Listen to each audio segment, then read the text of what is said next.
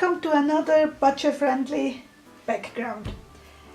This time I have a really heavy application of Gesso. If you're working on a white paper, you don't have to do it. The thing is, we're going to work with napkins, and the whiter the background, the more clearer the patterns are. So that's for me the reason to add really heavy Gesso, so that the yellow doesn't shine through. But for the moment I'm going to put that to the side. We're going to use napkins as backgrounds. I mean, we could just glue it down there, but I want to pick the parts, or better the colors I want to use.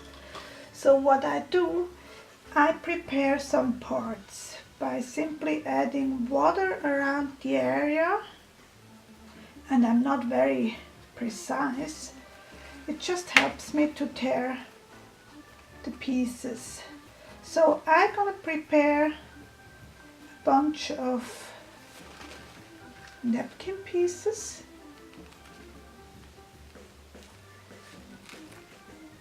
Which I want to use, not the butterflies at the moment, for my background. I have also those, and this napkin was already prepped. This still has the 2 layers or the 3 layers. They have either 2 or 3 layers, and to easily separate them I use a little bit of glue stick on my index finger and my thumb, and then I can pull it easily apart.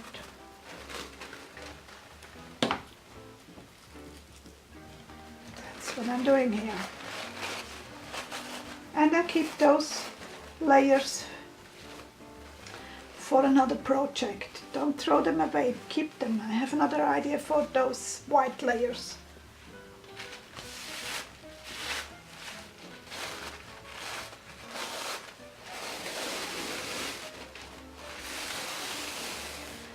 And even those layers who have still a little bit of color, keep them. And here again I'm looking for the purple pinkish part, not so much the yellow or the green part.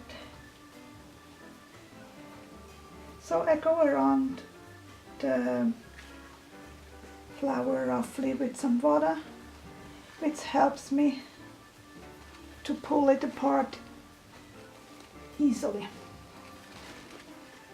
I must say, when I want a very clear or very exact, precise tear out, I rather make it by hand. I simply grab it between my fingers and pull it that way apart. But here it doesn't matter if I have a little bit more or less of the background. So you have to figure out what works best for you. So I'm gonna prepare all the parts and then I will be back. I have my pieces ready. I'm gonna use Mod Podge to glue them down, just because it's on hand. I'm gonna start applying a little bit of Mod Podge on my page here, and I'm using this border. And then don't be stingy. Just add enough Mod Podge or medium or watered down PVA glue, whatever you're gonna use. If you don't want it, if you want to avoid to rip it.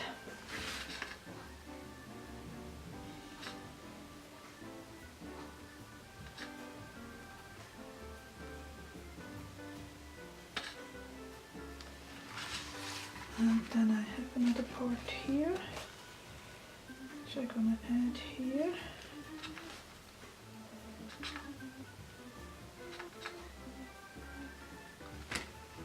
I just add a little bit of Mod Podge here to fix it down a little bit. But the main gluing is on top of the napkin, and because the napkin is so thin, the glue goes right through it. So no need to cover first the complete background.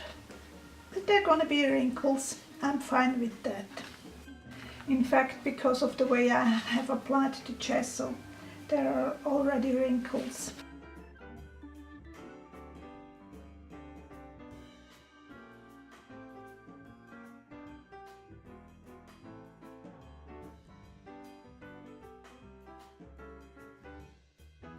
And by the way, I use the Mod Podge matte just to avoid the stickiness of a gloss medium.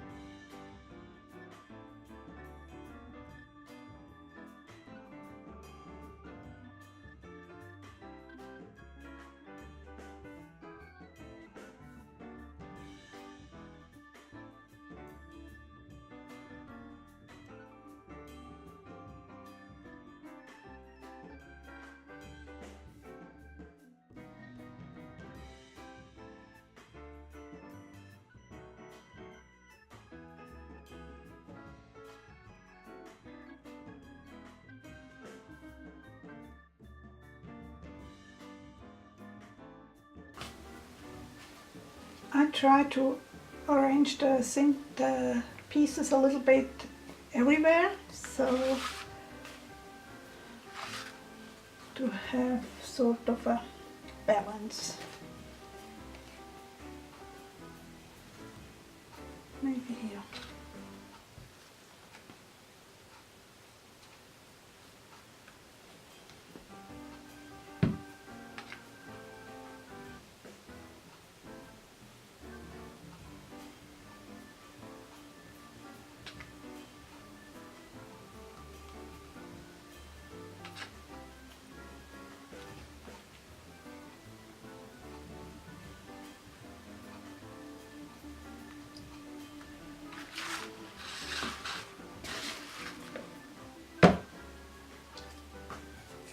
Next we're gonna use, I think next we're gonna use those. Or those, no.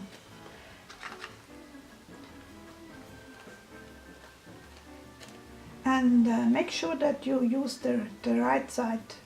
Sometimes hard to tell. Here it's very easy to see which is the printed side. Here you have to be more careful.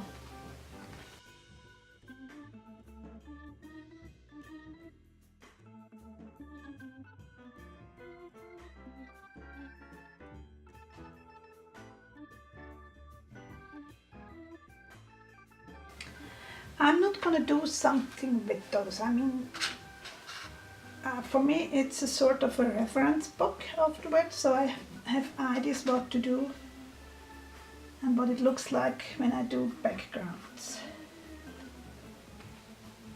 It's gonna go here. But I use those techniques in the monthly challenge for my Facebook group, Bea's Mixed Media and More. And you are welcome to join. Just make sure that you answer those questions I have. I just want to make sure that we don't have trolls there. We don't need them.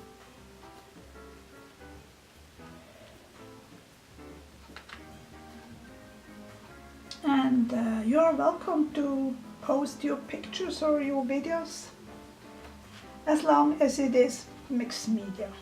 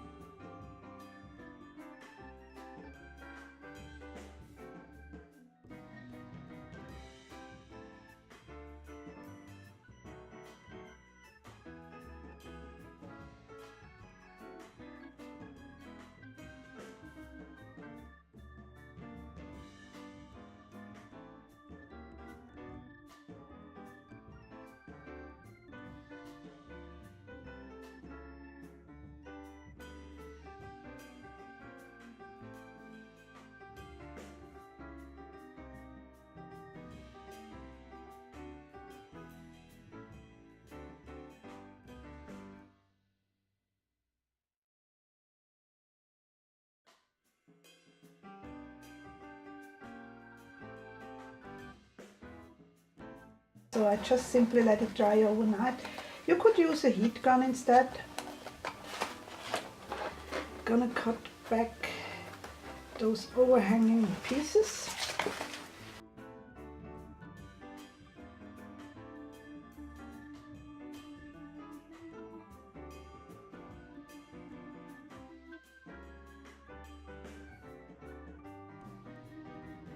Okay, here we are.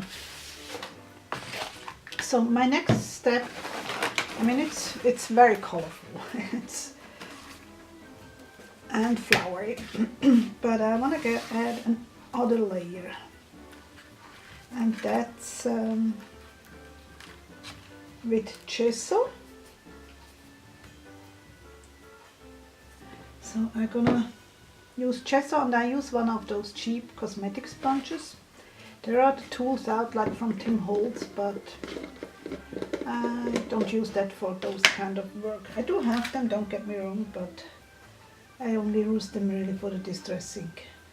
And I tap a little bit back on my lid so that I don't have too much. And now I'm starting. I don't think I'm gonna add everywhere, just in parts.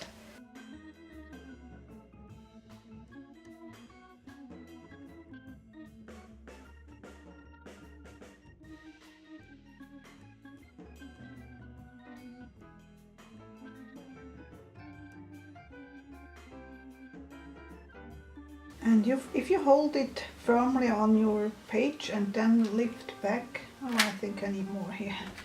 You can kind of see what you have done. I think that's it for the moment. And I'm gonna try that, and then I want to add a last layer with some gold acrylic paint. It is dry now. This is one of my handmade stencils, and I have here a bronze gold color from PBO. Any brand will work. There are different shades of bronze and gold. I just want to add a little bit something. And I'm using the same sponge again, and I'm not cleaning it. I don't mind if it is a little bit. And by the way, that's a non-stick surface, so if you don't have a non-stick surface, use either some packaging plastic or waxed paper. Just make sure you don't have too much on your sponge or it will bleed underneath.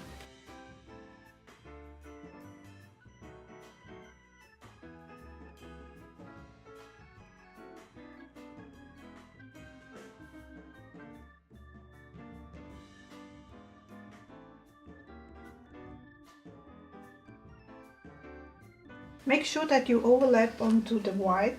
It just gives more depth. That's it for today's video. I hope you enjoyed. If so, please give me a thumbs up, leave a nice comment and share on whatever social media you are on. See you soon!